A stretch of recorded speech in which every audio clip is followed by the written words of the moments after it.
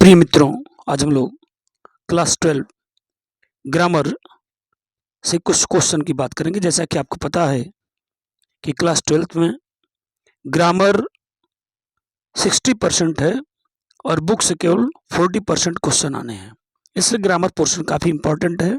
ध्यान देंगे। क्वेश्चन हमने दिया है कि चूज द करेक्ट ऑप्शन, यानी करेक्ट ऑप्शन यानी सही विकल्प आपको चुनना है। इन चारों में से कौन सा विकल्प सही है। That which can not be corrected, that यानी वह, विच जो, कैन नॉट बी करेक्टेड यानी जो सही नहीं किया जा सके या जिसका सुधार नहीं किया जा सके, इज कॉल्ड वह कहलाता है। तो अगर विकल्प की हम बात करें तो इन करेक्टेबल जो देख रहे हैं यह कोई वर्ड ही नहीं है, और इनकरेक्टेबल का मतलब भी है जिसको सुधारा ना जा सके, और इनकॉरिजिबल का मतलब भी है जिसको सुधारा ना जा सके। तो अगर इनकॉरिजिबल विकल्प नहीं है उस दशा में हम इनकरेक्टेबल को भी सही कर सकते हैं, लेकिन दोनों चूंकि दिए हुए हैं इसलिए यह वरीयता हम इनकॉरिजिबल को देंगे। तो विकल्प की बात करेंगे, that which can not be corrected is called, यानी जिसे सुधारा न जा सके, जिसको सही नहीं किया जा सके, करेक्ट ना किया जा सके, वह क्या कहलाता है, इनकरेजिबल, यानी जिसे सुधारा न जा सके। तो यह विकल्प हमारा डी सही है। इसके सेकंड क्वेश्चन पर है, सेकंड पार्ट पर, to keep one's head above water means, ये मुहावरे जानते ही हैं। कह रहा to keeps one's head above water, यानी पानी से सिर बाहर रखना। पानी से सिर बाहर रखना यानी मुसीबत में भी अपने आप को संभाले रखना। तो अगर इन विकल्प में देखेंगे कि किसका मतलब ऐसा है कि मुसीबत में अपने आप को संभाले रखना, तो इसमें ए विकल्प आपको दे रहा है to stay out of trouble, यानी मुसीबत से बाहर रहना। तो आपका विकल्प यहाँ ए सही हो जाएगा। एक बार फिर से हम इसको रिपीट करते हैं। वाक्य को क्या दिया गया है कि to keep one's head above water, यानी पानी से ऊपर सिर रखना, यानी मुसीबत में अपने आप को संभाले रखना। तो विकल्प अगर देखा जाए तो ए सही होगा, to stay out of trouble, यानी मुसीबत से बाहर रहना। अब आते हैं हम इसको थर्ड पार्ट पर, द सिनोनिम ऑफ बेन। जानते हैं आप कि बून, बून का मतलब होता है वरदान, और उसी का अपोजिट होता है बेन, यानी अभिशाप। तो बेन का मतलब अभिशाप है, इसलिए जो आपका डी विकल्प है कर्स, इसका भी मतलब अभिशाप है। तो आपसे सिनोनिम पूछ रहा है, फिर से इसको रिपीट करते हैं। बून का मतलब होता है वरदान, उसी का अपोजिट होता है बेन, यानी अभिशाप, और इन चारों विकल्पों में कर्स का अर्थ है अभिशाप, इसलिए सिनोनिम ऑफ बेन हम किसको कहेंगे, कर्स को कहेंगे। विकल्प डी सही होगा। अगला है द इंटोनिम, इंटोनिम यानी विलोम शब्द, ऑफ इंडोर्स। इंडोर्स का मतलब होता है स्वीकार करना, स्वीकृति देना, लेकिन उसका अपोजिट पूछ रहा है आपसे, इसलिए डिसप्रूव यानी असहमति, यानी यह सहमति हो गई, अनुमति देना हो गया, और यह डिसप्रूव यानी असहमति। तो यहां विकल्प आपका सी सही होगा। अगला पार्ट है क्वेश्चन, अगला पार्ट इसका है, please take a good care, please take a good care, यानी अच्छी देखभाल करिए, इन योर हेल्थ, अपने स्वास्थ्य में। तो which word in the sentence is error, इस सेंटेंस में कौन सा वर्ड इरर है, गलत है। आपको चारों विकल्प दे दिए गए हैं। ये जो इन शब्द है यह गलत है, इनके जगह पर केयर ऑफ होना चाहिए। तो केयर इन के जगह पर केयर ऑफ होना चाहिए, इसलिए यह गलत। क्या इसमें पूछा है कि जो सेंटेंस है, इस सेंटेंस में कौन सी इरर है, कौन सा वर्ड इरर है, तो वह वर्ड कौन सा है, इन।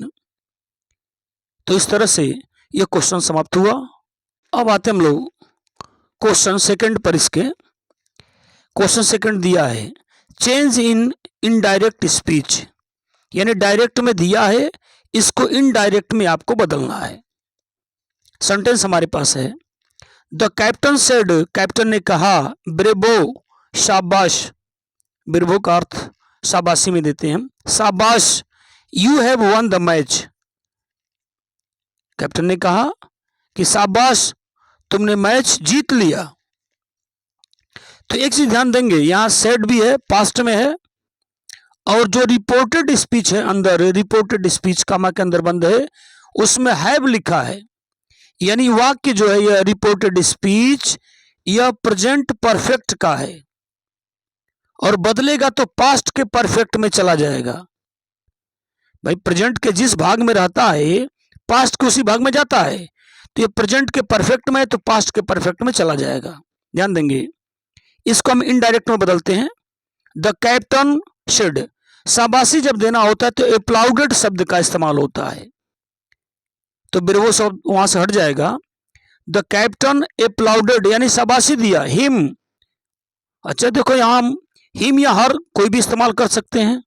अगर मान लीजिए हमने हिम लगा दिया यहां, हिम सेइंग, यह कहते हुए, दैट की, चूंकि हिम लगाए इसलिए यहां ही लगा रहे हैं, अगर हर लगाते यहां तो यहां हम सी लगाते, तो पुलिंग के हिसाब से हिम लगाए तो यहां ही हो जाएगा, और हैव के जगह पर हैड हो जाएगा, पास्ट के परफेक्ट में जा रहा है, he had won the match.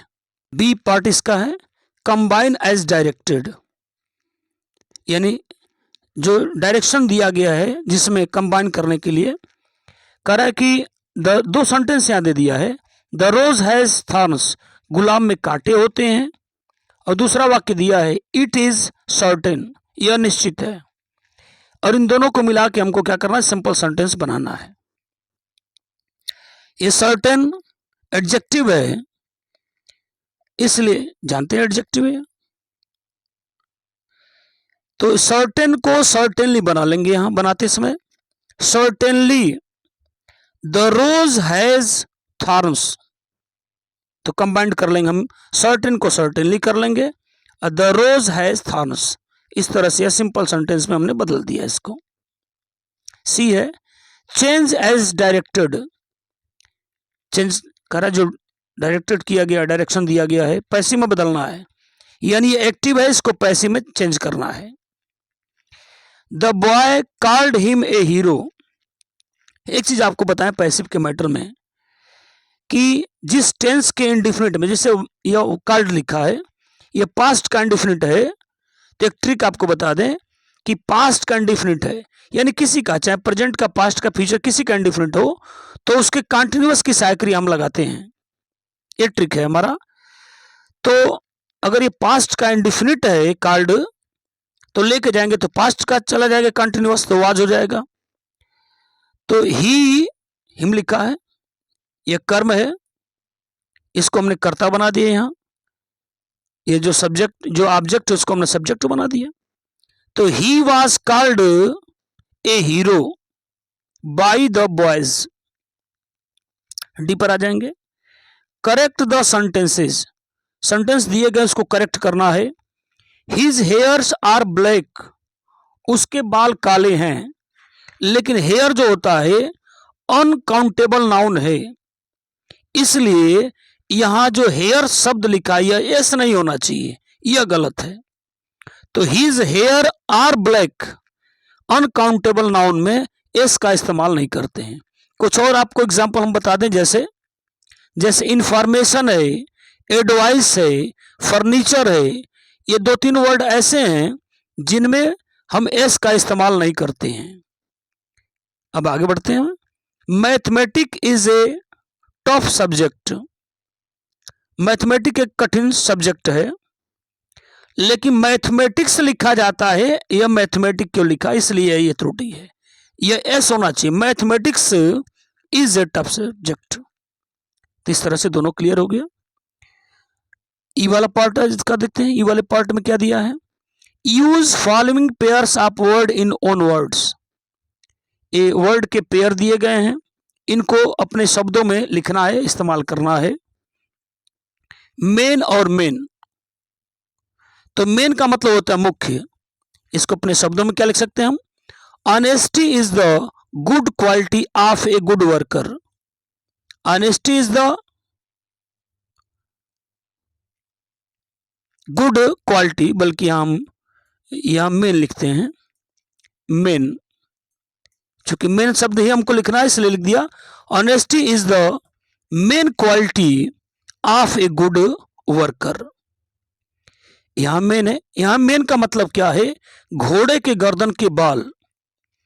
तो द मेन यानी घोड़े के गर्दन के बाल, ऑफ दिस हॉर्स, इस घोड़े के, यानी इस घोड़े के गर्दन के बाल इज रेड, लाल हैं।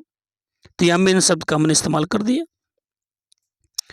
अब आया इंश्योर। इंश्योर, यह इंश्योर देख रहे हैं आप, जिसका मतलब है निश्चित करना। आई चेक्ड माई बेड, मैंने अपने बेड को चेक किया। टू इंश्योर, यह निश्चित होने के लिए कि आई हैड माई के, कि मेरे पास मेरी चाबी है, यानी कमरे की चाबी, जो भी चाबी हो। तो आई चेक्ड माई बेड, मैंने अपने बिस्तर को चेक किया। टू इंश्योर, यह निश्चित होने के लिए, निश्चित करने के लिए कि मेरे पास मेरी चाबी है। इंश्योर मतलब होता है बीमा करना। I need to insure my car, I need मुझे आवश्यकता है, टू इंश्योर बीमा करने की, माई कार मुझे अपने कार की बीमा करने की आवश्यकता है। तो उम्मीद करते हैं ये बातें आपको समझ में आ रही होंगी।